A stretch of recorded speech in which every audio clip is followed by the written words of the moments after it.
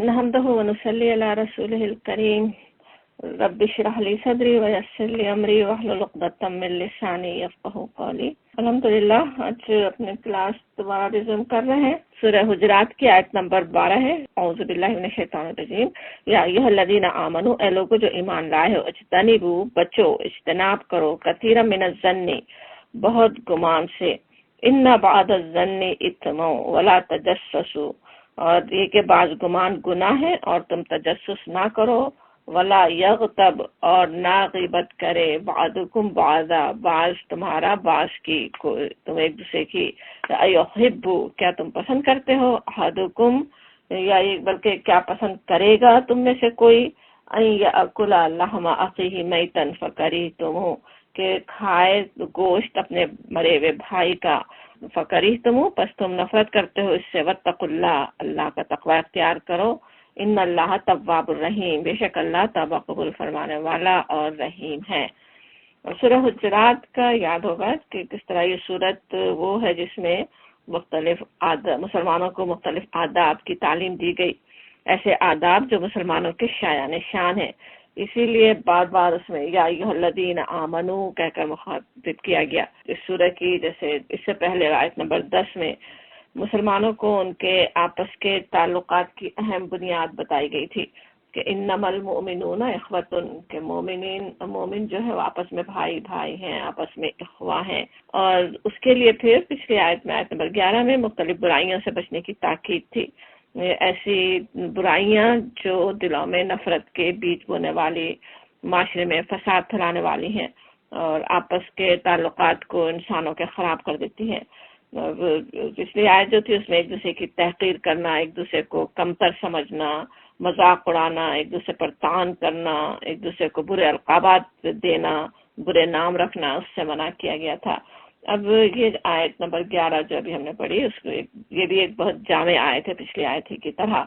इसमें 3 ऐसी बड़ी बुराइयों से मना किया जा रहा है जो नफरतें फैलाने और मुसलमानों की इज्तिमाई जिंदगी में फसाद पैदा करने वाली हैं। कहा यह जा रहा खिताब उसी तरह से या अय्युहल्लज़ीना आमनू कहकर खिताब है। गोया कहा जा रहा है कि अगर तुम ईमान लाने वालों में से हो तो ये काम तुम्हारे करने का नहीं है। दूसरे अल्फाज में ये काम एक मोमिन को ज़ेब नहीं देता, ये मोमिन के करने के काम नहीं है। अगर ईमान लाने वाले हो तो ये मत करो, जैसे कहा जा रहा है। पहली बात क्या है, इज्तनिबू कसीरम मिनज़्ज़न्नि। इज्तनिबू का जो लफ्ज है जन से जीम नून बे, जैसे पहलू बचाना जैसे होता है ना, इज्तनाब का लफ्ज उर्दू में भी इस्तेमाल हम करते हैं, बचना, उससे पहलू बचाना कहा जा रहा है, उससे इज्तनाब करो, मत करो, जैसे कहा जा रहा हो। क्या नहीं करो, कसीरम मिनज़्ज़न्नि, बहुत ज्यादा ज़न करने से। अब ये नहीं कहा जा रहा है कि ज़न नहीं करो, बहुत नहीं करो, ये कहा जा रहा है क्योंकि गुमान करना ही होता है ना। इंसान का ज़ाहिर इल्म महदूद है, हर बात हर मामले को इंसान अपनी आंखों से देख और कानों से सुन तो नहीं सकता, हालात से अंदाजा करना होता है ना। तो हर गुमान गुनाह नहीं है, लेकिन बहुत ज्यादा मत करो। बल्कि कहा जा रहा है इन्ना बाज़-ज़न्नि, कुछ गुमान है, बाज़ गुमान जो है वो गुनाह है। अब जन क्या है, जन कहें तो जैसे ख्याल कह सकते हैं ना, या एजम्पशन, किसी के बारे में कुछ होना। एक चीज तो होती है ना इल्म से, आंखों से देख रहे हो, लेकिन एक जो कि सिर्फ इंसान किसी और तरह से किसी चीज की मालूमात हासिल करे, पता चले, या अपने ख्याल हो, अपनी थ्योरी हो, वो सब कुछ जन है। जन का वैसे याद होगा, जन में हम कुरान पढ़ते हुए समझ रहे थे कई तरह के मानों में इस्तेमाल होता है ना। एक तो बिल्कुल ही बेबुनियाद ख्याल के लिए भी जन होगा, जिसके लिए आता है कि कुरान में कि जन इसके हक के बारे में कुछ काम नहीं देता, सिर्फ अपनी इसे थ्योरी इंसान बना दे, वो कोई सही बात नहीं है। दूसरा जन वो भी है जैसे यकीन तक के मानों में भी होता है ना, जब इंसान जैसे अल्लाह की किताब के जरिए से इल्म हासिल हो रहा है या किसी और जरिए से पता चल रहा है, शहादतें नजर आ रही हैं, गवाही निशानियां नजर आ रही हैं, उसके जरिए से जो इंसान यकीन कर लेता है वो भी जन ही कहलाता है। तो यहाँ पे जो कहा जा रहा है कि जन मत करो, और ये कि इन्ना बाज़-ज़न्नि इस्मुन, बाज गुमान गुनाह होते हैं, इस्म होते हैं कहना अलिफ से मीम। इस्म का लफ्ज जो है वो बिर के मुकाबले में इस्तेमाल होता है, जैसे अपोजिट है बिर का। बिर याद होगा नेकी, حدیث میں آتا ہے ویسے نا بر، اور اس ڈیفینیشن سمجھے حدیث سے جو سمجھ میں آتی ہے تو وہ یہ کہ آپ نے فرمایا بر یعنی نیکی وہ ہے جس پر طبیعت مطمئن ہو، اور گناہ وہ ہے جس کے متعلق دل میں تردد ہو، کھٹک ہو۔ اللہ تعالیٰ نے خود انسان کے اندر رکھ دی ہے نا، پہچان رکھ دی ہے، خیر و شر کی تمیز رکھ دی ہے۔ اب ظاہر ہے یہاں نبی صلی اللہ علیہ وسلم ایک مومن کے دل کی بات فرما رہے ہیں نا، کہ مومن کے دل کو مطمئن ہوگا، نیکی کر کے مطمئن ہوتا ہے، جس سے کھٹک دل میں پیدا ہو، بے چینی پیدا ہو، لگ رہا ہو کہ یہ صحیح نہیں ہے، تو پھر وہ گناہ ہے، وہ اسم ہے۔ اسم ایک طرح سے وہ عمل ہے جو نیکی کے کاموں سے روکنے اور پیچھے رکھنے والا ہو نا۔ یہ بھی سمجھا گیا کہ اسم وہ گناہ ہے جن کا تعلق ظاہری افعال سے زیادہ دل سے ہو، دل میں انسان کے ایسے خیالات ہوں جو نیکی کرنے سے اس کو روک دیں، نیکی کی طرف بڑھنے سے روک دیں۔ اور یہاں جس طرح گمان کو گناہ کہا جا رہا ہے اسے سمجھ میں اور آئے گا کہ کس طرح کیسے وہ اسم ہوتا ہے نا۔ تو اب یہ بات کہ گناہ ہے تو کون سے گناہ ہے، کون سے گمان گناہ ہے، کون سے خیالات ہیں جو گناہ ہے، اصل بات یہ کہ کسی سے بلا سبب انسان بدگمانی کرے، غلط گمان رکھے۔ تو ایسا نہیں ہونا چاہیے کہ کسی کے بارے میں بھی ابتدا ہی بدگمانی سے ہونا۔ جس طرح انسان اگر ایک مومن خاص طور پہ ہے، اپنے آپ وہ خود اللہ سے ڈرنے والا ہے، وہ خود برائی نہیں کرنے والا ہے، دوسرے مومن سے بھی اس کا ویسے ہی گمان ہونا چاہیے نا، کہ ایسا نہیں ہو کہ خامخواہ دوسرے کو ضروری سمجھے کہ وہ گناہی کرنے والا ہے، وہ ضروری گناہ گار ہے، یا کوئی کام اس میں ظاہری طور پہ کچھ غلط بھی ہو گیا ہو، مثال دی جاتی جیسے کسی غلطی سے کوئی جوتا ہی پہن کے چلا گیا، آپ ضرور سمجھیں کہ وہ چوری کی ہی نیت تھی، یا کوئی اور بات ہے، کوئی نصیحت ہی کر رہا ہے، اب اس میں آپ یہ بھی گمان کر سکتے ہیں کہ وہ آپ کی خیر خواہی کے لیے کر رہا ہے، یا پھر یہ گمان کریں کہ نہیں وہ پٹ ڈاؤن نہیں کرنا چاہتا، مجھے ہی برا سمجھتا ہے۔ تو اس طرح سے ایک دوسرے مومن کے لیے اچھا ہی گمان ہونا چاہیے۔ اس کے لیے سورہ نور میں جیسے بات آئی تھی، سورہ اس کی آیت نمبر 12 ہے سورہ نور کی، جس میں کہا جاتا ہے کہ لولا اذا سمعتموہ ظن المؤمنون والمؤمنات بانفسہم خیرا۔ سورہ نور کا یاد ہوگا، وہاں پہ کس طرح بہتان تراشی ہو رہی تھی نا، حضرت عائشہ رضی اللہ عنہ پہ بہتان رکھا جا رہا ہے، تو وہاں پہ ان سے کہا گیا کہ تم لوگوں نے جب اسے سنا تھا تو اسی وقت کیوں نہ مومن مردوں اور مومن عورتوں نے اپنے آپ سے نیک گمان کیا۔ یعنی اگر ایسے بہتان پہ یقین کرنے کا مطلب یہ تھا کہ جو یقین کر رہے ہوں وہ گویا اپنے آپ سے ہی اچھا گمان نہیں رکھ رہے ہیں، انہیں یہ موقع ملتا تو وہ ایسا گناہ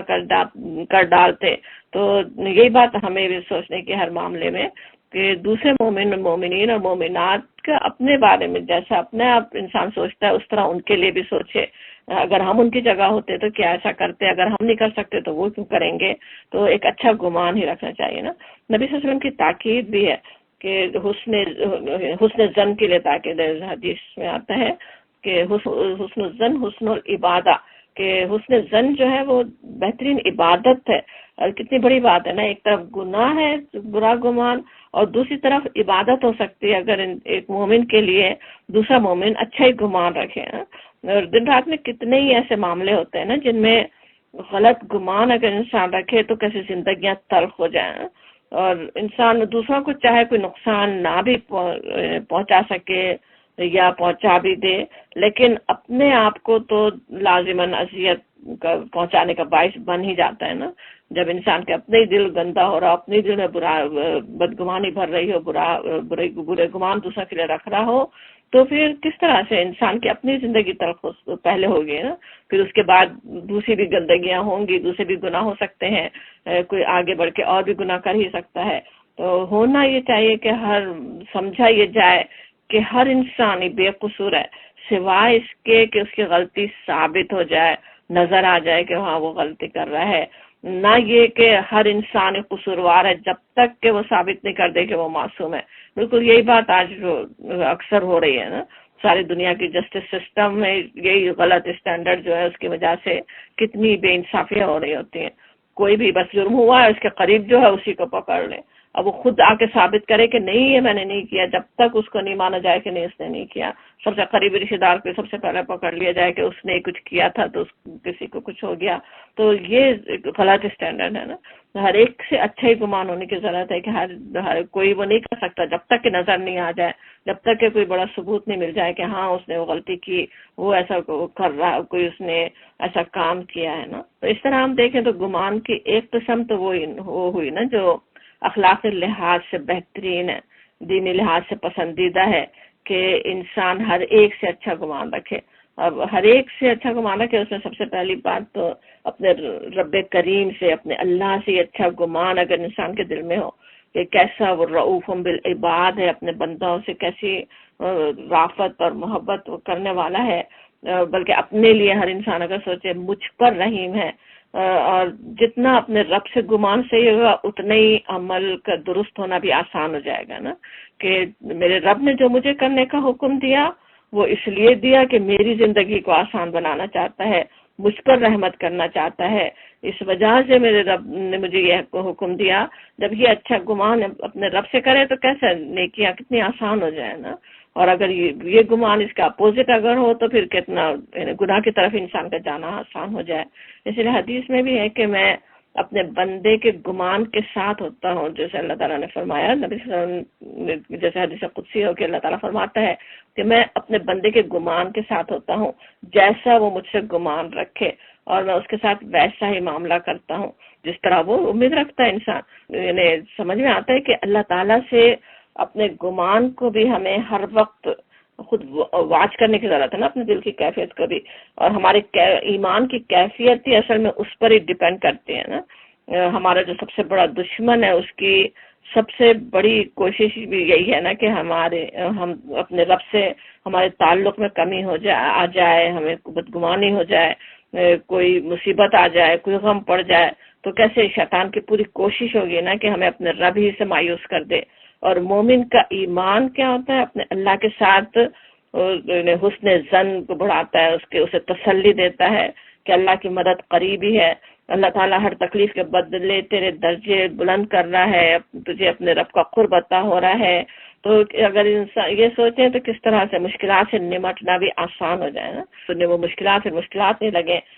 کس قدر جیسے زندگی میں سکون انسان کی آ سکتا ہے نا۔ اسی طرح سے اپنے رسول سے، نبی صلی اللہ علیہ وسلم سے اگر اچھا گمان ہو کہ آپ کا ہر حکم اپنی امت کی خیر خواہی کے لیے ہی ہے، تو کس طرح وہ احکام پہ عمل کرنا کتنا آسان ہو، اور آپ سے محبت ہمارے ایمان کا تقاضا ہے، وہ کتنی محبت بڑھ جائے نا۔ اگر بدگمانی ہو، اور بدگمانی پیدا کرنے کی کوششیں بھی کیسے دنیا میں ہوتی رہتی ہیں نا، نبی صلی اللہ علیہ وسلم کا ایسا نعوذ باللہ کیسے غلط پورٹریٹ بنانا، آپ کی بیویوں کے بارے میں کس طرح کی نعوذ باللہ باتیں کرنا، کتنے لوگوں کے دل سے خراب ہو رہے ہوتے ہیں نا۔ دل خراب ہو تو کیا ہوگا، اسلام سے دور ہو اور نبی صلی اللہ علیہ وسلم کی اطاعت ہی مشکل ہو جائے۔ وہ بھی ہمیں اپنے آپ کو دیکھنے کی ضرورت ہے کہ اپنے نبی سے بھی اچھا گمان ہو، پھر اسی طرح اللہ کی کتاب سے اچھا گمان کہ اس کی کسی بات میں کسی شک کی گنجائش نہیں ہے، اس میں جو بات ہے وہ اللہ رب العالمین کی طرف سے ہے، جو علیم الخبیر ہے، عالم الغیب والشہادہ ہے۔ اور یہ جب یقین ہو تبھی بھی اس کی ہر کتاب پر جو کا تو عمل کرنا آسان ہو جائے نا۔ اگر اس میں شک ہو جائے کہ کتاب صحیح ہے نہیں، پوری پہنچی کہ نہیں، صحیح طرح پہنچی یا نہیں پہنچی، تو پھر انسان کیسے اس پر عمل کر سکتا ہے نا۔ پھر اسی طرح دوسرے انسانوں سے اگر حسن ظن ہو تبھی ان کے حقوق بہترین طریقے سے ادا کرنا آسان ہو سکتا ہے نا۔ اعتماد اور ٹرسٹ کس طرح رشتوں کو مضبوط بنانے اور دلوں کو جیسے جوڑنے والی چیز ہے نا، جس دوسروں پہ اعتماد کرنا، اپنے ساتھ رہنے والوں کے، اپنے قریبی لوگوں کے جن سے دن اور رات معاملے پیش آتے ہیں، اگر ان پہ اعتماد انسان نہ کرے، ان سے اچھا گمان نہ رکھے، تو کیسے دل میں بغض سوئی پیدا ہوں گے، آپس میں دوریاں پیدا ہوں گی، زندگی مشکل ہوگی نا۔ ایک طرف یہ حسن ظن دیکھا ہم نے، اور ایک دوسرے طرف بدظنی، برا گمان، لیکن اس اچھے گمان اور برے گمان کے درمیان کچھ اور بھی قسمیں ہیں نا جو جائز کی فہرست میں ہی آتی ہیں، کہ ایک تو جیسے حالات کی بنا پر، مختلف شہادتوں کی بنا پر کسی کے بارے میں کوئی رائے قائم کرنا، اب اس کی مثال جیسے دی جاتی ہے کہ جیسے جج کو فیصلہ کرنا ہے، اگرچہ اس نے آنکھوں سے جرم ہوتے نہیں دیکھا، مختلف شہادتوں کی بنا پر اسے فیصلہ کرنا ہوگا نا وہ مجرم ہے یا نہیں ہے۔ اب ایک اسلامی عدالت ہو تو اگرچہ صرف شبے کی بنا پر اسلامی عدالت کسی کو مجرم قرار نہیں دے سکتی، یا صرف اس بنا پر کہ وہ اپنی معصومیت ثابت نہیں کر سکے، لیکن دوسری اگر شہادتیں مل رہی ہوں، پتہ چل رہا ہو، تو ظاہر ہے اسے سمجھا جا سکتا ہے کہ ہاں وہ مجرم ہے، اگرچہ جج نے نہیں دیکھا۔ پھر اسی طرح ایک جائز گمان بلکہ بدگمانی کی قسم وہ بھی ہے کہ کسی شخص کا شر بالکل واضح ہے، پتہ ہی چل رہا ہے کہ کیسا وہ شر پھیلانے والا ہے، تو اس پر اعتماد نہیں کرنا ظاہر جائز ہوگا نا۔ اس میں بھی لیکن بات یہ ہے کہ ایسا نہیں ہے کہ ایک مومن اس احسان کا معاملہ نہیں رکھے۔ ایک مومن تو بہرحال ہر ایک کے ساتھ اچھی روش رکھتا ہے نا، اچھا ہی معاملہ رکھتا ہے۔ اس کی مثال ہم زیادہ بہترین طریقے سے سمجھ میں آئے گی، یہ جو بات ہم کر رہے ہیں کہ کسی شخص کا شر واضح ہے، پتہ چل رہا ہے، اعتماد نہیں بھی ہو وہ جائز بھی ہے، لیکن اچھا معاملہ بھی ہو۔ اس کی بہترین مثال نبی صلی اللہ علیہ وسلم کے اسوے سے ہمیں ملتی ہے، جو عبداللہ بن ابی کے بارے میں ہم دیکھتے ہیں کہ اس کا نفاق کیسے صاف صاف ظاہر ہو رہا تھا، اس کی دشمنی، اس کا حسد اور کیسی کیسی سازشیں کوششیں سب سامنے تھی، لیکن ایسا نہیں ہوا کہ کبھی بھی اسے اسلام کے دائرے سے خارج کر دیا گیا ہو یا اس کی چھپی ہوئی سازشوں پر اسے کوئی سزا دی گئی ہو، بلکہ نبی صلی اللہ علیہ وسلم کیسے رحم کا معاملہ کرتے ہیں نا، کفن کے لیے تک اپنا عبایا عنایت فرما دیتے ہیں، لیکن ایسا بھی نہیں ہے کہ اسے مسلمانوں کے معاملات کا ذمہ دار بنا دیا جائے، کسی علاقے کا گورنر مقرر کر دیا جائے، پتہ تھا کیسا انسان ہے وہ، تو اسی طرح سے معاملہ انسانوں کے ساتھ کرنا ہوگا۔ اور پھر بدگمانی کے بارے میں ایک اور بات بھی جس کی علماء یاد دہانی کرواتے ہیں، وہ یہ کہ یہ بھی نہیں ہونا چاہیے کہ بدگمانی کا موقع لوگوں کو دیا جائے نا، خصوصاً سوچیں آج کے دور میں جب ایسی بدگمانی کی فضا بنی ہوئی ہو۔ اس کی مثال بھی دی جاتی ہے، نبی صلی اللہ علیہ وسلم کے عمل سے ملتی ہے ہمیں کہ ایک دفعہ آپ اعتکاف میں بیٹھے تھے، کوئی زوجہ محترمہ آپ سے ملنے کے لیے آئی، تو آپ انہیں ان کے حجرے کی طرف لے جا رہے تھے، تو دو اصحاب اسی وقت آپ کو دیکھ کر پلٹنے لگے، تو آپ نے آواز دے کر فرمایا کہ یہ میری فلاں بیوی ہے، تو انہوں نے عرض کیا یا رسول اللہ کیا ہم آپ کے ساتھ بدگمانی کر سکتے تھے؟ تو آپ نے جواب دیا کہ شیطان انسان کے اندر خون کی طرح دوڑتا ہے۔ تو اس سے سمجھ میں آتا ہے کہ کوئی اگر ایسا معاملہ ہو رہا ہو جسے کوئی اور دیکھ کر کوئی غلط اس کے بات عزیوم کر بھی سکتا ہے، تو پہلے ہی کلیئر کر دینا چاہیے، کوئی کام ایسا کرنا نہیں چاہیے جس سے کوئی دوسرا خواہ کوئی غلط مطلب لے لے۔ اب آج جو خواہ لوگ غلط مطلب لینا ہی چاہ رہے ہوں، تو اس میں ایسا نہیں ہو کہ ہم اور فیڈ کریں انہیں نا، کچھ اس طرح کی کام ایسے بات کر رہے ہوں کہ لوگ اس سے بالکل کوئی غلط اندازے لگا لیں، غلط بات کر اس سے عزیوم کر لیں، اس سے بھی اپنے آپ کو بچانے کی ضرورت ہے۔ زن کے بارے میں ویسے ایک بخاری و مسلم کی حدیث ہے، حضرت ابو ہریرہ رضی اللہ عنہ کی روایت ہے کہ یاکم والظنی فإن الظن اکذب الحدیث، اکذب الکذب نہیں، اکذب یعنی زیادہ جھوٹ ہے، تم یعنی زن سے بچو، اعتراض کرو، اس لیے کہ زن بدترین جھوٹی بات ہے۔ آپ نے فرمایا کہ خامخواہ صرف اپنے شیطان ہی بیٹھا ہوا ہے نا، اس میں وہ دل میں خیال ڈال رہا ہے اور اس کی وجہ سے آپ نے کوئی بات طے کر لی تو وہ کیا ہے، اکذب الحدیث تک بن سکتی ہے۔ اور کیونکہ بات یہ نا کہ جھوٹ، اور یہ بھی ہمیں پتہ ہے کہ جھوٹ نہ صرف گناہ کبیرہ ہے بلکہ نفاق کی نشانیوں میں سے ایک نشانی ہے نا۔ یاد ہوگی حدیث نبی صلی اللہ علیہ وسلم کی جس میں منافق کی 4 صفات آپ نے جو بتائیں، تو جھوٹ اس میں سے ایک صفت ہے، تو کس طرح سے اس سے اپنے آپ کو کتنا بچانے کی ضرورت ہے نا۔ اب اس سارے جو زن کے بارے میں جو کچھ ہم یاد کر رہے ہیں، بحث جو ہو رہی ہے، اس میں ہمیں اپنے عمل کے لیے کیا کچھ حاصل ہو رہا ہے ذرا سوچیں تو کیا سمجھ میں آتا ہے نا کہ کیا کرنا کیا چاہیے ہمیں۔ کہ اس میں سب سے پہلی چیز جو سمجھ میں آ رہی وہ یہ کہ اپنے دل میں آنے والے خیالات کی نگرانی سب سے بڑی چیز ہے نا۔ جو ہر قسم کے سوچیں، جو منفی خیالات ان سے اپنے آپ کو بچانا ضروری ہے. کتنے ہی ایسے افراد ہو سکتے ہیں نا, ہم نے تو سمجھا جیسے نگیٹو تھاٹ ہر ایک کے معاملے میں, اپنے رب کے بارے میں بھی, اپنے مقدس کتاب, اپنے رسول کے بارے میں بھی کوئی نگیٹو تھاٹس نہیں آنے پائے, کوئی شیطان ہمارے دل میں ڈالنے نہ پائے. پھر دوسرے افراد بھی, ان کے بارے میں ہماری کیا کچھ ایسے رائے ہو سکتی ہے نا, کیسی کیسی اوپینین انسانوں نے دوسرے انسانوں کے بارے میں بنائی بھی ہوتی ہے نا. حالانکہ ان افراد کا اصل حال تو اللہ تعالیٰ جاننے والا ہے, اور اللہ تعالیٰ یہ بھی جانتا ہے کہ یہ جو ہمارے دل میں اگر آ رہی ہوں کوئی نگیٹو فیلنگز, تو اس میں ان افراد کے عمل کا کتنا حصہ ہے, اور خود اپنے ذہن سے جو انسان بنا رہا ہے, شیطان کے ڈالے ہوئے وسوسوں کی وجہ سے کون سے گمان آ رہے ہیں, وہ سب بھی اللہ تعالیٰ اچھی طرح جانتا ہے نا. وہ بات ہمیں سمجھنے کی ضرورت ہے. بالکل ایک ہی جیسی بات سوچیں, ماں یا ساس, بہو یا بیٹی کے کہنے سے جو مختلف اثر انسان پہ کیوں ہوتا ہے نا, کیونکہ اگر ان رشتوں کے میں بھی انسان حسن ظن رکھ لے, ان کے بارے میں بجائے کہ برا گمان رکھنے کے اگر بہترین گمان ہو, بہترین ظن ہو, تو خود ہی کو تکلیف نہیں اٹھانی پڑے, اذیت نہیں اٹھانی پڑے انسان کو نا. یہ تو صرف کچھ افراد ہی کی نہیں بلکہ پوری قوم سے بھی کیسی بدگمانیاں جیسے اکثر پال لی جاتی ہیں نا. ایک اچھے بھلے شریف آدمی کو صرف اسکن کلر کو دیکھ کر سوچیں, اگر آپ خوف زدہ ہو رہے ہوں تو اس کا سمجھ میں آئے گا نا, وہ آپ کے ایزمپشنز کو ضرور سینس کر ہی لے گا کہ آپ اس سے خوف زدہ ہو رہے ہیں. تو کس طرح,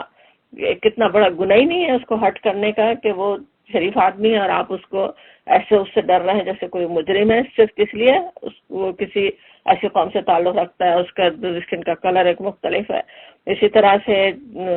کسی بھی خاص قوم سے تعلق رکھنے کی بنا پر اگر کسی فرد کو ویسی عزت نہ دیں جیسی دینی چاہیے تو ظاہر گناہ کی بات ہے نا. تو اگر کسی سے دل میں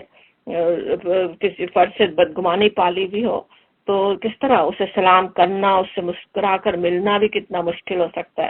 اور اتنی آسان نیکی سے انسان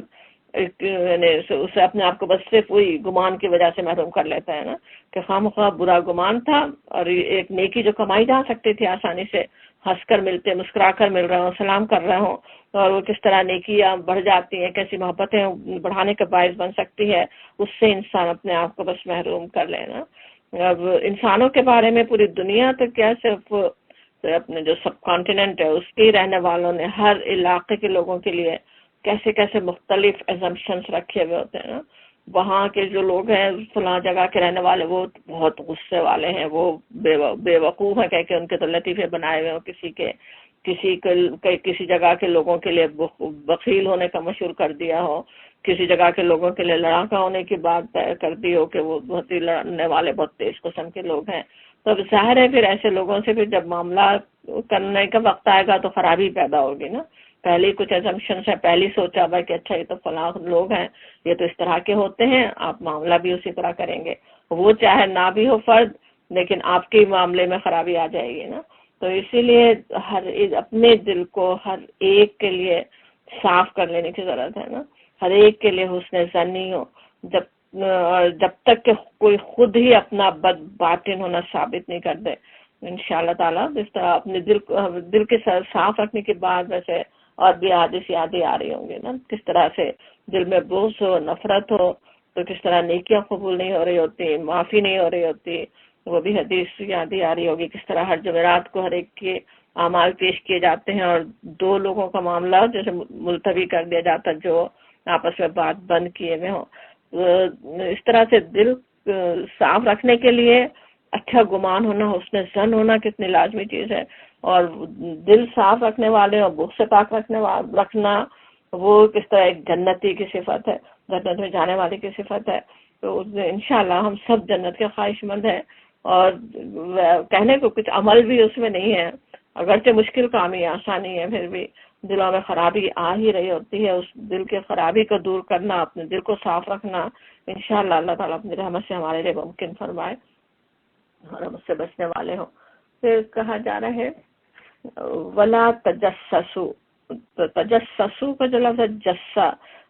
سے جیم سین سین, جسا ہوتا ہے کسی کی اندرونی حالت معلوم کرنا، رگ کو چھونا، کسی کے نبض دیکھ کر معلوم کرنا کہ وہ بیمار ہے یا تندرست، اور اکثر ویسے برے معنوں میں استعمال ہوتا ہے جسا کا لفظ. حصہ سے ویسے ملتا ہوا ہے جسا کا لفظ. حصہ ہوتا ہے نا کسی کے بارے میں معلومات کرنا، تحقیق کرنا، اور جسا اس سے زیادہ خاص ہے، چھپی ہوئی چیزوں کو معلوم کرنے کی کوشش کرنا. اب یہاں اس سے منع کیا جا رہا ہے کہ کسی برے مقصد کے لیے. اصل میں یہاں بھی اسی طرح جیسے گمان کی بھی بات تھی نا، ہر گمان برا نہیں ہے، ہر گمان غلط نہیں ہے، گمان رکھنے ہی ہوں گے، صحیح اچھا گمان رکھنا صحیح ہے، لیکن برا گمان نہیں کرنا ہے. اسی طرح سے کسی برے مقصد کے لیے کسی کے تہمے لگنا، برا مقصد بھی نہ ہو، صرف اپنی کیوریاسٹی کو بھی اس کے وجہ سے بھی صرف انسان دل میں تجسس پیدا ہو رہا ہے، جاننا چاہ رہا ہے، اور کسی کی پرائیویٹ زندگی کے اندر ٹو لگائے، کسی اور کی باتیں سننے کی کوشش کرے، اس سے صاف صاف منع کیا جا رہا ہے نا. جب وہ سوچے اللہ تعالیٰ کا فرمان ہے وَلَا تَجَسَّسُوا، تو پھر ایک مومن کے لیے جائز ہی نہیں نا کہ وہ دوسروں کی پرائیویٹ زندگی کے بارے میں جاننے کی کوشش کرے، خواہ وہ کسی بھی طرح سے ہو، ناپسندیدہ سوالات کے ذریعے ہو. یہ بھی لوگ کر رہے ہوتے، ضروری نہیں کہ چھپ کر ہی معلومات کرنے کی کوشش کریں. منہ پر بھی اس طرح کے جو سوالات دوسرے کو پسند نہ آئے، جو وہ بتانا نہیں چاہے، وہ اس سے پوچھنا چاہیں. گھر کے اندر ہی کیا جھگڑے ہو رہے ہوں، جھگڑے نہ بھی ہو رہے ہو تو پوچھ کر ہی دل انسان کا خراب کر دے کہ فلاں کیسی ہے، تمہاری بہو کیسی ہے، تمہاری ساس کیسی ہے، اور اس طرح یا دوسرے اور کوئی بھی حالات کا اس طرح سے جو بتانا نہیں چاہ رہا ہے وہ آپ پوچھ رہے ہوں. یا پھر کسی کی نقل حرکت پہ نظر رکھنا، کون کہاں جا رہا ہے، کس سے مل رہا ہے، کیا بات کس سے کر رہا ہے، یا کسی کے گھر میں جھانکنا، یا دوسروں کی باتیں سننے کی کوشش کرنا، دوسروں کے خط پڑھنا، دوسروں کے پرائیویٹ چیزوں کو دیکھنے کی کوشش کرنا. تو وہ ساری ہی چیزیں جو ہیں وہ اس میں آتی ہیں. ایسے تجسس سے جیسے منع کیا جا رہا ہے کہ مت کرو. خود نبی صلی اللہ علیہ وسلم نے بھی اس سے منع کیا. ایک دفعہ جیسے نبی صلی اللہ علیہ وسلم نے اپنے خطبے میں تجسس کرنے والوں کے متعلق فرمایا کہ اے لوگوں جو زبان سے ایمان لے آئے ہو، بلکہ یا معاشرہ من آمنا باللسان ہی ولم يدخل الایمان قلبہ، دل میں ایمان نہیں آیا، یعنی ایسا کام کرنے والے جیسے دل میں جن کے ایمان نہیں ہو، سمجھ میں آتا ہے نا. آپ نے فرمایا کہ لا تتبعوا عورات المسلمین، کہ مسلمانوں کے پوشیدہ حالات کی کھوج نہ لگایا کرو، جو چھپی ہوئی چیزیں ہیں، کیونکہ جو شخص مسلمانوں کے عیوب ڈھونڈنے کے در پہ ہوگا، اللہ اس کے عیوب کے در پہ ہو جائے گا. دوسروں کی چھپی ہوئی چیزیں، دوسروں کی برائیاں انسان ڈھونڈنا چاہے، کیسی دلچسپی انسان کو پیدا ہو جاتی ہے نا. اگر کسی کی کوئی برائی پتہ چل رہی ہو تو اچھا کیا ہے، کیوں ہے، اور وہ برائی کو اور زیادہ معلومات اس کے بارے میں کرنا چاہے تو، اور اس کے لیے کتنی بڑی یہاں پہ تنبیہ ہے. سوچے ہر انسان اپنی بہت سی چیزیں چھپانا چاہتا ہے، اپنے اللہ سے معاملہ ہے، اور اگر اللہ تعالیٰ عیوب کے در پہ ہو جائے تو کتنی یعنی بڑی تنبیہ سے نبی صلی اللہ علیہ وسلم نے دی کہ، اور اللہ تعالیٰ اس کے اگر در پہ ہو جائے تو اس کے گھر میں رسوا کر کے چھوڑتا ہے. یعنی گھر میں ہی ہے، کہیں نکل نہیں رہا، مگر وہ گھر میں ہی رسوا ہو سکتا ہے. اگر کوئی دوسروں کے عیوب کے در پہ ہو جائے، دوسروں کے عیوب کے پیچھے پڑے، اللہ تعالیٰ تمہارے عیبوں کے پیچھے پڑ سکتا ہے. تو اللہ تعالیٰ اسے اپنی پناہ میں رکھے. کہ اور ایک اور حدیث ہے جس میں ابو داؤد ہی کی حدیث ہے، حضرت معاویہ رضی اللہ عنہ کہتے ہیں کہ میں نے رسول اللہ صلی اللہ علیہ وسلم کو یہ فرماتے سنا کہ تم اگر لوگوں کے مخفی حالات معلوم کرنے کے در پہ ہوگے تو ان کو بگاڑ دو گے، یا کم از کم بگاڑ کے قریب پہنچا دو گے. تو یہ بھی بہت سمجھ میں آنے والی حدیث ہے نا. ایک انسان دیکھیں غلطیاں ہو سکتی ہیں، پھسل سکتا ہے، پھر اسے توبہ کی توفیق ہو سکتی ہے، اپنے آپ کو صحیح کر سکتا ہے. لیکن اگر لوگ اس کے پیچھے پڑ جائیں، اس کے جیسی برائی ہو اس کو لوگوں میں اس کی تشہیر کر دیں اور اس کو رسوائی کر کے رکھ دیں، تو پھر سوچیں اس کے لیے واپس پلٹنا کتنا مشکل ہو جائے انسان کے لیے. تو اور زیادہ بگاڑ کا باعث بن جائے گا نا. بگاڑ کا باعث کون بنا؟ جس نے تجسس کیا، جس نے دوسرے کو رسوا کیا. تو اسی لیے نبی صلی اللہ علیہ وسلم کی یہ بھی ہدایت ہے کہ اذا ظننتم فلا تحققوا، کہ جب کسی شخص کے متعلق تمہیں کوئی برا گمان ہو تو اس کی تحقیق نہیں کرو. یہ نہیں کہ کوئی برا گمان ہے تو اب تحقیق کرو کہ اچھا وہ ہے نہیں. آپ نے منع فرما دیا کہ تحقیق ہی نہیں کرو. جو بات پتہ نہیں ہے، خود سے پتہ نہیں چل رہی ہے، اس کو جا کے خواہ تجسس نہیں کرو، اس کو معلومات کرنے کی کوشش نہیں کرو۔ ایک اور حدیث میں بھی آپ نے کیسی ترغیب دلائی دوسروں کے عیبوں کو چھپانے کی، عیب نظر بھی آ جائے۔ ایک تو یہ کہ عیب تلاش کرنا یہاں پہ منع کیا جا رہا ہے، عیب تلاش کے جائے نہ کرو، لیکن اگر نظر بھی آ رہا ہے کسی کا عیب تو ایسا نہیں کہ فوراً انسان اس کی تشہیر شروع کر دے، بلکہ آپ نے جیسے مسند احمد کی حدیث ہے جس میں آپ نے فرمایا کہ جس نے کسی کا کوئی چھپا ہوا عیب دیکھ لیا، مخفی عیب دیکھ لیا اور اس پر پردہ ڈال دیا تو یہ ایسا ہے جیسے اس نے کسی ایک زندہ گاڑی ہوئی بچی کو موت سے بچا لیا۔ یعنی کتنی بڑی بات ہے، کتنی بڑی نیکی کا کام ہو سکتا ہے نا، ایک جان کو، ایک معصوم بچی کو بچا لینا اتنی بڑی بات ہے کہ کسی کے عیب پر پردہ ڈال دینا۔ سمجھ میں بھی آ سکتا ہے، سوچ سکتے ہیں کہ کیوں اتنی بڑی نیکی آپ نے اس کو فرمایا نا، کسی کے عیب پہ آپ نے پردہ ڈالا، اس کو کس طرح ہو سکتا ہے کہ وہ بچ ہی جائے برائیوں سے، نیکی کی طرف آنا اس کے لیے آسان ہو جائے، دوبارہ نیک بننا اس انسان کے لیے آسان ہو جائے، اپنے عیب کو دور کرنا اس کے لیے آسان ہو سکتا ہے نا۔ اور یہ بھی سمجھنے کی ضرورت ہے کہ وہ کس طرح، جیسے یہ گمان کے بارے میں بھی اور تجسس کے بارے میں بھی، جو اپنے آپ کو بچانے کے لیے کس طرح سورہ بنی اسرائیل کی آیت 36 وجہ سے کہا گیا نا کہ ان السمع والبصر والفؤاد کل اولئک کان عنہ مسئولا، کان، آنکھ اور دل، ان سب کی باس پرس ہونی ہے۔ اللہ تعالیٰ کے پاس جواب دینا ہے انسان کو کہ دل میں آنے والے خیالات، اپنی آنکھ، اپنے کان، سبھی کی حفاظت کی ضرورت ہے۔ انسان ایسا نہیں ہو کہ دل میں ایسے غلط خیال پالے یا اپنے کانوں، اپنی آنکھوں کو استعمال کرے اس طرح تجسس کے لیے۔ اگر کر رہا ہو تو اس کے اللہ تعالیٰ کے پاس باس پرس ہونی ہے، اللہ تعالیٰ پوچھے گا اس سے کیا تم نے کام لیا نا۔ تو یہ ایک تو وہ تجسس ہے جس سے منع کیا گیا۔ پھر ایسے تجسس جس میں سمجھے کہ ایک مسلمان دوسرے کی مدد کے قابل ہوتا ہے نا، مدد کرنا چاہتا ہے، اس کے لیے جو تجسس کرے وہ ظاہر ہے گناہ نہیں ہے۔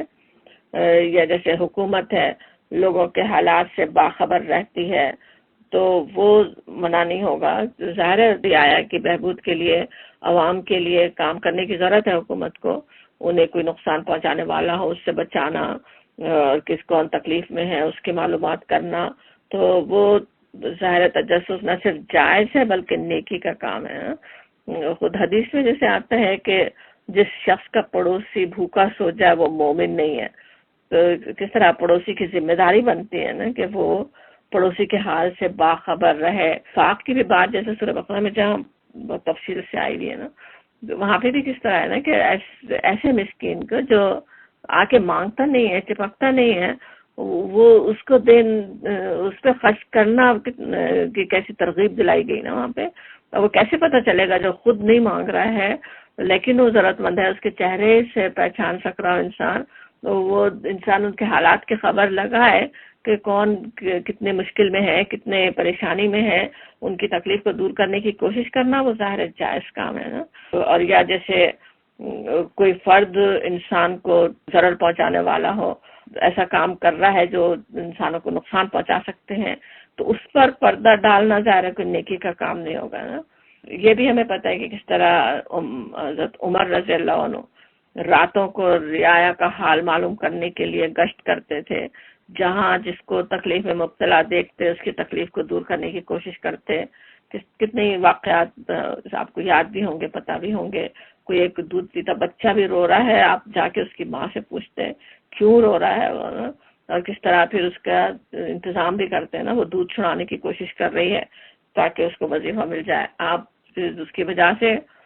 پیدائش سے وظیفہ مقرر کرنا شروع کر دیتے ہیں۔ ایک خاتون پڑھ رہی ہے نظمی، جس کی شوہر باہر ہے گیا ہوا،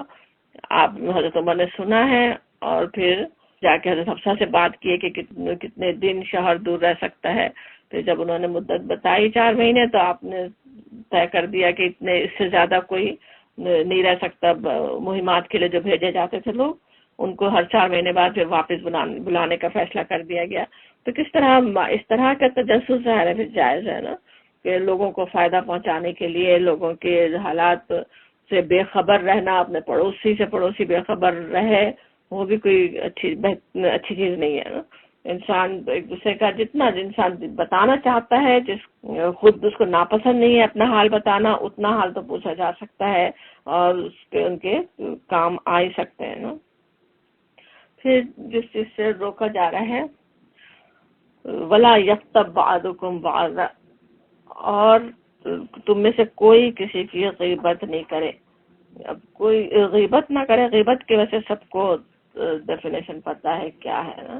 پیچھے غیبہ کہے تو کس طرح غیب میں کسی سے بات کرنا جب وہ موجود نہیں ہے، کسی کے پیچھے کوئی بات کی جائے، بلکہ ایسی بات کی جائے جو اگر سامنے کریں تو ناگوار گزرے نا۔ نبی صلی اللہ علیہ وسلم کے جو حدیث سے جو پتہ چلتی، حضرت ابو ہریرہ رضی اللہ عنہ کی روایت ہے جو کئی حدیث کے مجموع میں آتی ہے، وہ حدیث کہ آپ نے فرمایا کہ غیبت یہ ہے کہ تو اپنے بھائی کا ذکر اس طرح کرے جو اسے ناگوار ہو۔ تو لوگوں نے پوچھا اگر میرے بھائی میں وہ بات پائی جاتی ہے جو میں کہہ رہا ہوں تو اس صورت میں آپ کا کیا خیال ہے؟ تو آپ نے فرمایا کہ اس میں اگر وہ بات پائی جاتی ہے تو نے غیبت کی،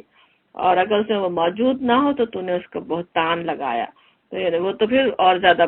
بڑے غیبت کے قسم ہو گئی کہ اس میں وہ ہے ہی نہیں اور تم بہتان لگا رہے ہو نا۔ ایک اور روایت میں آتا ہے جو امام مالک نے اپنی موطا میں لکھی، حضرت مطلب بن عبداللہ کی روایت ہے کہ ایک شخص نے رسول اللہ صلی اللہ علیہ وسلم سے پوچھا کہ غیبت کیا ہے؟ آپ نے فرمایا کہ کسی شخص کا ذکر اس طرح کرے کہ وہ سنے تو اسے ناگوار ہو، اور اس نے عرض کیا یا رسول اللہ اگرچہ میری بات حق ہو۔ آپ نے جواب دیا اگر تیری بات باطل ہو تو یہی چیز بہتان ہے۔ تو اس طرح سمجھ میں آ رہا ہے کہ کس طرح سے اگر کوئی کسی میں بات ہے موجود، وہی بات بالکل سچی بات ہی کوئی پیچھے کرے جب وہ موجود نہیں ہے، وہ غیبت اس سے منع کیا جا رہا ہے۔ وَلَا يَغْتَبْ بَعْضُكُمْ بَعْضًا، ایک دوسرے سے غیبت نہیں کرو، ایک دوسرے سے ذکر نہیں کرو، اگر کوئی بات نہیں ہے تو بہتان۔ اور ایک اور قسم جو چغلی جس کو کہتے ہیں نا کہ ایک کی بات جا کر دوسرے تک پہنچانا، کہ کسی سے سمجھے غیبت سن رہے ہیں پھر جا کے جس کی غیبت کی جا رہی جا کے اس کو بات پہنچائی جائے، وہ کیا ہوگا؟ چغلی ہوگی، اور وہ اور بھی سخت گناہ ہے۔ اس کے بارے میں تو حدیث ہے کہ بخاری مسلم کی حدیث ہے، حذیفہ رضی اللہ عنہ نے فرمایا کہ لا يدخل الجنت نمام، چغلی کھانے والا جنت میں داخل نہیں ہوگا، کہ جنت میں داخل نہیں ہو سکتا ایسا شخص جو نمام ہو، ادھر سے ادھر چغلیاں کھاتا پھرے نا، دوسروں کی لڑائیاں کرواتا رہے۔ ایک اور حدیث حضرت ابوبکر رضی اللہ عنہ کی روایت ہے، رسول اللہ صلی اللہ علیہ وسلم نے فرمایا، آپ کہتے ہیں کہ حجۃ الوداع میں نہر کے دن مینا میں خطبہ دیتے ہوئے فرمایا کہ بے شک تمہارے خون اور تمہارے مال اور تمہاری عزتیں تم پر حرام ہیں، جیسا کہ تمہارا یہ دن حرمت والا ہے اور تمہارا یہ مہینہ حرمت والا ہے اور تمہارا یہ شہر حرمت والا ہے۔ خبردار کیا میں نے پہنچا دیا؟ اللہ حل بلغت، کہ خبردار رہو میں نے پہنچا دی، جیسے پھر سوال آپ فرما رہے ہو نا۔ تو بخاری مسلم کی حدیث ہے، حجۃ الوداع کا ہمیں پتہ ہے، مشہور یاد بھی ہوگا کہ کس طرح آپ اتنی زیادہ اہمیت اس کی آپ نے بتائی، اس مہینے کی، اس دن کی، اس جگہ کی حرمت سب کو پتہ ہے، مکے کی حرمت، اس حج کے دن کی حرمت، بالکل اسی طرح ایک مومن کا خون بھی ہمیں پتہ ہے ایک دوسرے پہ کتنا حرام ہے، اتنا ہی حرام ایک دوسرے کا مال بھی، کسی پہ مال پہ ناجائز قبضہ کرنا، اور عزت بھی، اور دوسری چیزوں کو تو پھر بھی حرام سمجھ لیتا ہے انسان، لیکن عزت پہ کیسے آسانی سے پیٹ پیچھے اس کی عزت خراب کرتا رہے، حالانکہ وہ حرام ہے، اسی طرح سے حرام ہے۔ اور بھی آپ نے تاکید کی، حضرت انس رضی اللہ عنہ کا بیان ہے کہ رسول اللہ صلی اللہ علیہ وسلم نے فرمایا مسلمان کی ہر چیز مسلمان پر حرام ہے، المسلم علی المسلم حرام، اس کا خون، اس کی عزت اور اس کا مال، ان کی انسان لے نہیں سکتا کسی کی عزت، نہ اس سے زیادہ جیسے ڈرنے کی ضرورت ہے۔ اور پھر ایک اور سے حدیث یاد بھی ہوگی کہ بخاری مسلم کی حدیث ہے جس میں آتا ہے کہ نبی صلی اللہ علیہ وسلم دو قبروں پر سے گزر رہے تھے نا، تو آپ نے فرمایا انہما یعذبانی وما یعذبانی فی کبیر، کہ ان دونوں پر عذاب ہو رہا ہے، اور یہ عذاب کسی ایسی چیز پر نہیں ہو رہا ہے جو بڑی ہو، کبیر ہو، بلا انہو کبیر، بلا لیکن ہاں انہو وہ ہے کبیر، وہ بڑی بھی ہے، تاہم وہ بڑی بھی ہے۔ اب اس کو چاہے وہ بڑی بھی ہے، وہ چیزیں پھر بڑی بھی ہے کہیں، یا یہ کہ ان کا جرم بڑا ہے، آپ فرما رہے ہو۔ اور آپ نے فرمایا کہ ان میں سے ایک چغلی کھایا کرتا تھا اور دوسرا اپنے پیشاب کے چھینٹوں سے بچنے کی کوشش نہیں کرتا تھا. تو کس طرح قبر سے ہی عذاب شروع ہو جائے چغلی کھانے کا اور اپنے طہارت کا خیال نہیں کرنے کا. اللہ تعالیٰ اسے اپنی پناہ میں رکھے. اور ایک حضرت ابن عمر کی روایت ہے کہ رسول اللہ علیہ وسلم نے چغلی کھانے اور غیبت کرنے اور غیبت سننے سے منع فرمایا. نبی صلی اللہ علیہ وسلم کے احکامات کس طرح سے آپ کی ہدایات اپنی امت کے لیے ہماری کیسے رحمت ہی کے لیے ہے نا. ان بری چیزوں سے آپ نے بچانے کی ہمیں کوشش کی. اور اس کی غیبت کی پھر جو انسان کر رہا ہوتا ہے کس طرح اس کی وجوہات کیا ہوتی ہیں نا. اکثر کسی سے تکلیف پہنچی ہوئی ہے, کسی سے ہمدردی لینا ہے, کبھی تو صرف یہ کہ بہت ہی دل خود کا خراب ہو رہا ہے, غصہ تو تکلیف ہو رہی ہے, اپنے دل کو ٹھنڈا کرنا ہے. کبھی حسد کسی سے ہے, اس حسد کی وجہ سے جو دل میں خرابی آئی ہوئی ہے وہ پھر دوسروں کے دل کو خراب کرنے کی کوشش انسان کر رہا ہو, دوسروں کے بھی کو بھی چاہ رہا ہو کہ ان کے بھی دل اس سے خراب ہو جائے, کسی کو پٹ ڈاؤن دوسروں کی نظر میں کر دینا, دوسروں کے دل میں بدگمانی آ جائے. تو اسی وجہ سے یعنی غیبت کو جو ہے زنا سے بھی بدتر کہا گیا نا. غیبت کو زنا سے بدتر کہنا کیسی بات ہے. زنا خود بھی گناہ کبیرہ ہے اور کیسے انسانی معاشرے کا سمجھے بالکل سوسائٹی کا ایک کینسر کی طرح ہے نا. زنا بھی وہ فیملی سسٹم کو توڑ دے, نسلوں کو برباد کر دے, کیا کچھ. ایسا نہیں کہ زنا کوئی چھوٹی چیز ہو, وہ بھی گناہ کبیرہ, اتنا بڑا گناہ ہے. لیکن اس کو بھی اگر یہ کہنا کہ غیبت زنا سے بدتر ہے, کیونکہ غیبت بھی کس طرح انسانوں کی عزت کو چھالنے والی چیز ہے, انہیں بدنام کر دینا. کس طرح ہوتا ہے آج کل تو غیبت صرف یہ بھی نہیں کہ انسان کبھی مل رہے ہیں اور ان سے غیبت کر رہے ہوں, اس کے اور بھی کتنے زیادہ کہنا چاہیے بڑے پیمانے پہ بھی غیبت ہو سکتی ہے. فیس بک پہ کسی کی بات ڈال دی ہے, بلکہ بہتان تراشیاں تک بھی کسی کے بارے میں بالکل جھوٹے ویڈیو تک بنا کے ڈال دیں اور کسی غلط قسم کی ڈال دیں, اس شخص کا پورا کیریئر تباہ ہو جائے, پوری زندگی اس کی برباد ہو جائے. اور کس طرح سے وہ یہ بھی نہیں ہوتا نا کہ پھر ایک کی بات وہیں تک رہے, بلکہ کیسے پورے معاشرے میں نفرتیں پھیلانے کا سبب بن سکتی ہے. ایک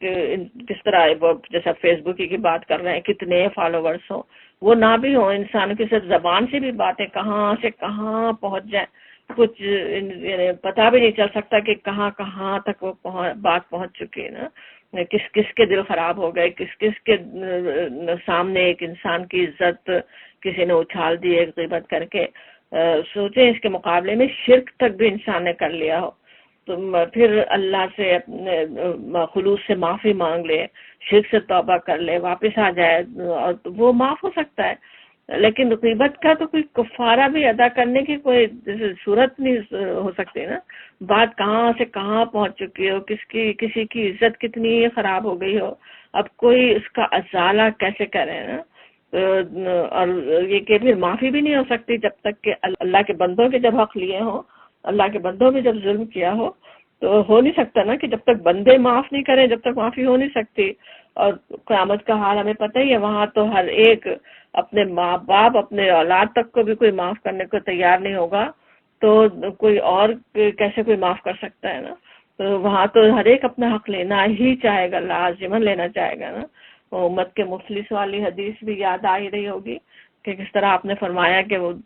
نیکیاں ایک انسان لے کر آئے گا. مفلس کون ہے؟ جیسے نبی صلی اللہ علیہ وسلم کس طرح سے لوگوں کی نصیحت فرماتے تھے نا. جانتے ہو کون ہے میری امت کا مفلس؟ صحابہ کرام فرماتے ہیں اللہ اور اس کا رسول بہتر جانتے ہیں. فرماتے ہیں وہ تو ساری نیکیاں لے کر آئے گا, بہت ساری نیکیاں بھی لے کر آئے گا, لیکن کسی کے حق مارے ہوں گے, کسی کو کچھ تکلیف پہنچائی ہوگی, کسی کو کچھ کیا ہوگا, سب اپنے حق لینے آ جائیں گے اور ان کی ساری جو ہے نیکیاں اس سے بڑھ جائیں گی. حق لینے والے کم نہیں ہوں گے تو پھر دوسروں کے گناہ اس پہ ڈالے جائیں. تو غیبت بالکل اسی طرح نیکیوں کو مٹا دیتی ہے بھی, جو کہا جاتا غیبت وہ بھی تو اسی طرح ہی ہے. جس کی غیبت کی سمجھے وہاں نیکی اپنی ایک منتقل ہو گئی نا, اس کے پاس یہاں نیکیاں پہلے کم ہوں اور وہ نیکیوں کو انسان منتقل کرتا رہے دوسرے کے پاس. حالانکہ سوچے اب جیسے وجوہات ہم سوچ رہے تھے, ان میں سے کوئی وجہ بھی ایسی ہے نہیں جو کہ اصل میں فائدہ پہنچانے والے ہو. کسی کو تکلیف پہنچی بھی ہے, ہمدردی لینا ہے, دل کو ٹھنڈا کرنا ہے, سمجھ یہ رہا ہوتا کہ اچھا آج سنا کے دل ٹھنڈا کر دیں، حالانکہ وہ ٹھنڈا نہیں ہوتا نا، اور زیادہ پکنے لگتا ہے، اور زیادہ باتیں یاد آتی ہیں. کتنی دفعہ انسان کو جتنی دفعہ وہ جس سے غیبت کر رہا ہے اتنی دفعہ اپنے آپ ہی کو تکلیف پہنچا رہا ہے نا، اپنے آپ کو اور زیادہ شیطان کے حوالے ہی ہو رہا ہے، شیطان کروا رہا ہے، زیادہ نفرت دل میں آ رہی ہے، زیادہ غصہ آ رہا ہے، زیادہ تکلیف ہو رہی ہے. اس کے بجائے اگر انسان معاف کرے، اپنے آپ کو خود ہی تھام لے، اپنی زبان کو روک لے، تو کتنی ساری برائیوں سے بچ جائے نا. کتنی زندگی چھوٹی سی ہے، کتنے سے وقت کتنا کم ہے، اسے کتنی نیکیاں کمانے کی ضرورت ہے، اور وہ وقت اس طرح برائیاں کمانے میں انسان لگا دے، غیبت کے اندر گزار دے، تو کتنی بڑی انسان کی محرومی ہے. دوسروں کی سوچیں، جس وقت غیبت کر رہا ہے انسان، جیسے اپنی نیکیاں دوسروں کو دے رہا ہے اور دوسروں کے گناہ خود سمیٹ رہا ہے. تو اگر یہ بھی سوچ لیں تو کتنی غیبت کرنا پھر مشکل ہو جائے انسان کے لیے. اور یہاں تو جو مثال دی گئی وہ تو کیسی مثال ہے نا، اس طرح فرمایا جاتا ہے کہ ایحب احدکم ان یاکل لحم اخیہ میتا، کہ کیا تم میں سے کوئی پسند کرتا ہے کہ اپنے مردہ بھائی کا گوشت کھائے، بس تم اس سے نفرت کرتے ہو. کس طرح کتنی کراہیت والی چیز ہے، کسی اور کا نہیں، اپنے بھائی کا، بھائی بھی وہ جو مردہ ہو، جو اپنا دفاع نہیں کر سکتا، اپنے آپ کو ڈیفینڈ نہیں کر سکتا، ایسے وقت میں اس کا گوشت کھانا شروع کر دے، اس کی عزت برباد کرنا شروع کر دے انسان، تو کتنی بری وہ بات ہے نا. اس قرآن کی یہ بات ہے، اس کو اپنے بالکل ویژولائز کرنے کی ضرورت ہے. جب غیبت کے لیے نفس ابھار رہا ہو، جب اندر سے شیطان پورے زور لگا رہا ہے کہ ہم اپنی زبان کھول دیں کسی کی غیبت کرنے پہ، تو اپنے سامنے مردہ لاش لانے کی ضرورت ہے کہ کیا ہم پسند کرتے ہیں اس کا گوشت کھانا. اور بالکل وہی چیز نبی صلی اللہ علیہ وسلم نے اسی طرح سے احساس دلایا بھی نا. حدیث میں آتا بھی ہے کہ کس طرح کسی کے بارے میں جو اصحاب بات کر رہے تھے کہ کسی کی غیبت کر رہے تھے لوگ، تو آگے آپ گزرے ہیں، راستے میں گدھے کی لاش سڑی ہوئی نظر آئی، تو نبی صلی اللہ علیہ وسلم رک گئے اور ان کو بلا کر فرمایا کہ آپ ذرا اس گدھے کی لاش سے تناول فرمائیے. ان دونوں نے عرض کیا کہ یا رسول اللہ اس سے کون کھائے گا؟ آپ نے فرمایا کہ ابھی آپ لوگ اپنے بھائی کی عزت پر جو حرف زنی کر رہے تھے، وہ اس گدھے کے لاش کھانے سے بھی زیادہ بری بات تھی. جس طرح سامنے دکھا کہ آپ نے کراہیت دلائی ہو کہ کسی اور کے بارے میں یہ زبان سے یہ بات نکال دینا، کہ زبان سے بات نکل جاتی ہے، انسان کو اندازہ نہیں ہوتا، کچھ بڑی بات نہیں لگتی نا، مگر کتنی بڑی بات بن سکتی ہے، کتنی تباہی انسان کے لیے کر سکتی ہے وہ بات. اس سے بہت ہی زیادہ اپنے آپ کو خود ہی ڈرانے کی ہمیں ضرورت ہے. یہی ذہن میں ہو کہ کس طرح غیبت کے وہ مردہ بھائی کا تصور میں لائیں، نیکیوں کا سوچے انسان، تو پھر خود ہی اپنے آپ کو ٹھنڈا کر دے، دوسرے اپنے مسلمان بھائیوں کو، بہنوں کو معاف کر دے، بجائے اس کے کہ ہر طرف ان کی غیبت کرتا پھرے. غیبت ہے اتنی بری چیز، زبان پہ لانا نہیں چاہیے، دوسروں کی برائی ان میں ہے بھی تو نہیں لانا چاہیے. لیکن پھر یہ بھی ہے کہ کچھ ایسے ہو سکتے ہیں مواقع جس میں غیبت جائز ہو نا. جیسے سمجھیں کہ کسی کے بارے میں کوئی مشورہ لے رہا ہے، کسی کا رشتہ ہی ہو رہا ہے. حدیث میں آتا بھی ہے موقع کہ کسی خاتون نے آ کے پوچھا کہ دو صاحبوں نے پیغام دیا، تو آپ نے دونوں کے بارے میں جو بات آپ کو پتا تھی آپ نے بتا دی کہ فلاں جو ہے وہ مفلس ہیں یا بخیل. ایک شاید روایت میں بخیل کی بھی بات آتی ہے، کچھ میں آتا ہے کہ وہ فلاں صاحب بہت مارتے پیٹتے ہیں. اب عورت کی زندگی کا معاملہ تھا، آپ نے اس کو بتا دیا کہ ان میں یہ خرابی ہے، تو وہاں سوچیں برائی کو چھپانا برا ہوگا نا، بتا دینا وہ زیادہ صحیح بات ہے. اسی طرح سے کہ کوئی مظلوم اگر ہے، کوئی ظلم ہو رہا ہے، تو اپنے ظلم کو روکنے کے لیے بات پہنچانا وہ بھی جائز ہے. یا یہ بھی ویسے کسی کے ظلم کی وجہ سے انسان سوچے کوئی اور اس سے بڑا غلط کام کرنے کے لیے تیار ہو جائے، اس کے لیے کسی صحیح آدمی سے جا کر مشورہ لیتا ہے، بات کرتا ہے، جو اس کو صحیح مشورہ دے سکے، تو وہ انشاءاللہ وہ گناہ نہیں ہوگا. یہ بھی ہمیں پتہ ہے کس طرح سورہ مجادلہ میں جیسے آتا ہے نا. اب وہ خاتون نے آ کر جو خولہ بنت ثعلبہ تھی، نبی صلی اللہ علیہ وسلم سے شکوہ کیا، اور کس طرح سے وہاں پہ بات آتی ہے نا، ان کے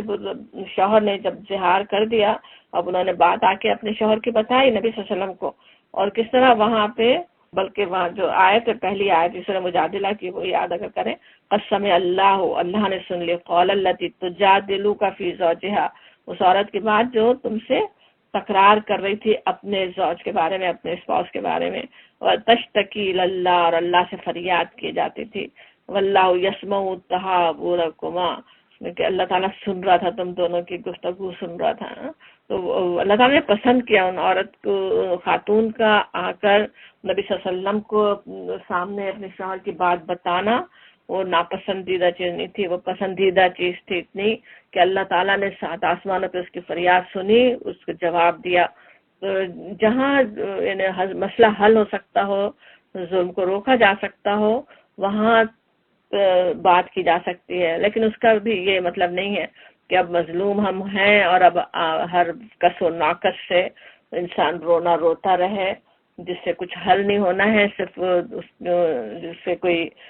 صحیح مشورہ نہیں ملنا ہے، ان سب کو سناتا رہے انسان. اس سے اپنے آپ کو بچانے کی ضرورت ہے نا. کتنی دفعہ ویسے غیبت ایک تو زبان سے تو کرنا ہے ہی کتنی بڑی بات، لیکن اس کے علاوہ بھی کبھی صرف اشاروں میں ہی کچھ بات ایسی، چاروں اشاروں میں انسان کس طرح کسی دوسرے کی جیسے بری بات دوسرا دیتا ہے، وہ سب سے بھی ڈرتے رہنے کی ضرورت ہے. اصل چیز یہی ہے کہ جس طرح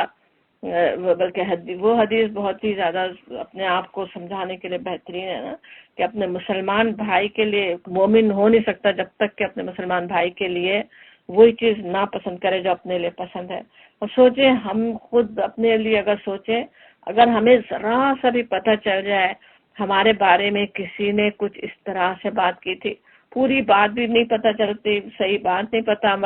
مگر ذرا سا اندازہ ہو جائے کہ ہماری بات کچھ صحیح طریقے سے نہیں کہی گئی تو کتنا ناپسند ہوتا ہے، کتنی سخت تکلیف انسان کو پہنچتی ہے. اب جب ہمیں وہ تکلیف پہنچتی ہے، ہم چاہتے ہیں اپنے لیے، ہم چاہتے ہیں کہ ہمارے پیچھے لوگ ہمارا عزت سے تذکرہ کریں، ہماری بات ہمارے بارے میں اچھی بات ہی کریں،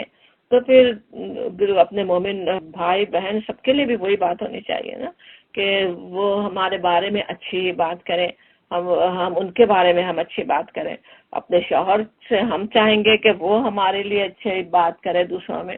اور شوہر کو اپنے دوستوں میں پٹ ڈاؤن کرتے رہیں، اس کو بدنام کر کے رکھ دیں، تو وہ کیسے صحیح ہو سکتا نا، مومن ہی نہیں ہو سکتا. کتنی بڑی تنبیہ ہے اس میں بھی.